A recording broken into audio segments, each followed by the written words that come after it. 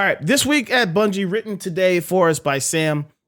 This week at Bungie, we have some announcements, reminders, and things. Oh my, happy TWAB Day, Guardians. Today, we're talking about creepy crawlies, what's wrapping up at the end of the season, and a note on yesterday's downtime. Similar to last week, we had another blog post go live yesterday sharing some economy updates and more changes coming in Lightfall.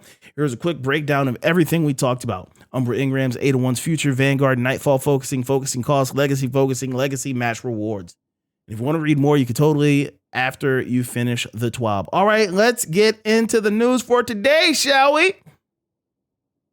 Yesterday's triumphs, fix, and rollback. Earlier this week, we released hotfix 6.3.0.5 shortly after reports came in that many Triumph seals and catalysts were missing. We discovered that the issue was caused when some currently incompletable EDZ and Nessus Triumphs were moved from Forsaken into the Archive Triumph section. To make that change, we use a tool that can move player state from one location to another in the player's account. This tool is very powerful, but requires careful and cautious handling. Due to a configuration error, we accidentally reran an older state migration process used for the Beyond Light release. As a result, we ended up recopying old data from before Beyond Light into the current configuration, essentially undoing certain aspects of player progression since then. Once we identified that the issue resulted in a loss of player state, we took the game down and rolled back the player database while we investigated how to remove the dangerous change from the build. Last night, we constructed a patch 6.3.0.5 that removed the specific change that was causing the issue, tested it, and deployed it to live. As a result of this fix, all player accounts had to be rolled back to 8:20 a.m. PST on January 24th. This means that any progress made between 8:20 and 11 a.m. was lost and all purchases refunded. You can find more details at our new Destiny 2 team account here. Thanks again for your patience while we sorted this out. This was terrifying. I actually lost 2 red borders because of this, but oh my gosh, what is this armor? It's a creepy crawly life. I love this. I don't know what it is. Are you ready, Guardians? It's that time of year where we get to vote on our Festival of the Lost armor themes. Make sure you keep reading because we did change things up a bit this year. But if you have any questions, feel free to sound off on socials to get into the changes more specifically. In past years, 2 Festival of the Lost armor themes were developed, Monsters and Dinosaurs. Then the voting occurred at the theme level and voting was aggregated across classes. In 2023, one of the big changes we're making in our voting is making voting class specific. Last year, voting was very close, but it wasn't consistent across classes. To help make sure each class gets the armor set they're most excited about, we've decided to let each class vote individually rather than bucketing armor sets together. To address some of the logistic issues with that approach, we're trying something a little different with the concepts. Instead of making 2 themes, we've chosen creepy crawlies as this year's theme. You'll be voting on 2 different interpretations, a spooky spider style or a bone-chilling beetle body. This means that if Titans want to live the arachnid life and hunters can't live without glowing wings, everybody wins. Wait, hunters get wings? Look at these spiders. Look at this spider armor. That warlock looks sick. So does the Titan. Oh my gosh. I think this is the first time. The hunter looks good, but I think the warlock and Titan might actually look better. And the hunter looks really good. Oh, let me know which ones you like, chat. That's cool. Oh, look at the beetles. Yo, this looks like he's a guy straight out of Power Rangers. He's like a Power Rangers villain. That's awesome.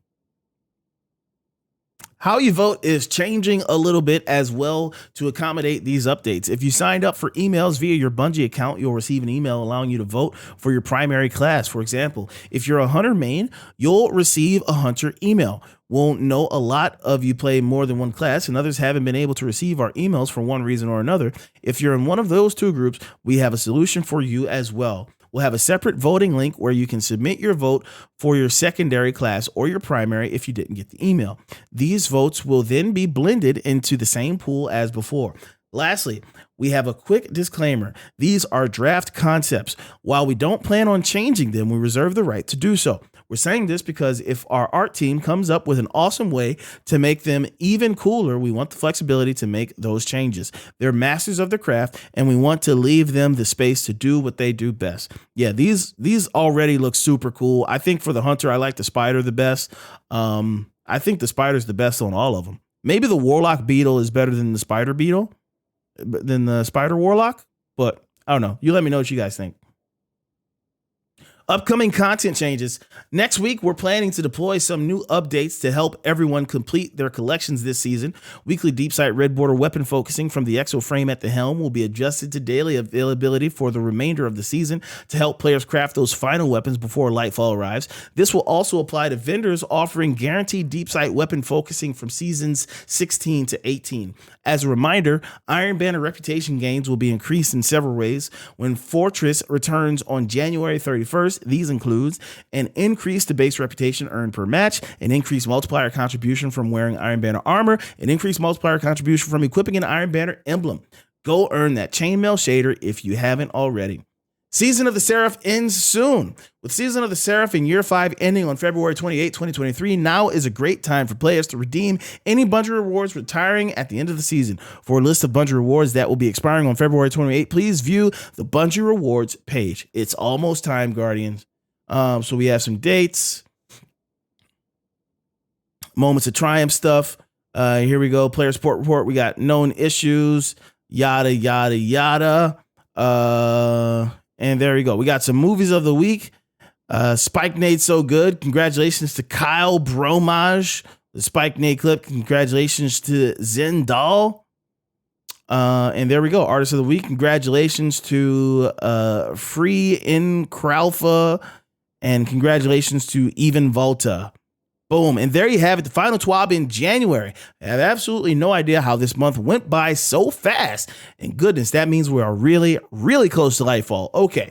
We'll let you get back to the game, Guardians. But before we do, here's your reminder to get those triumphs wrapped up and make sure you're following Destiny 2 Team Twitter account.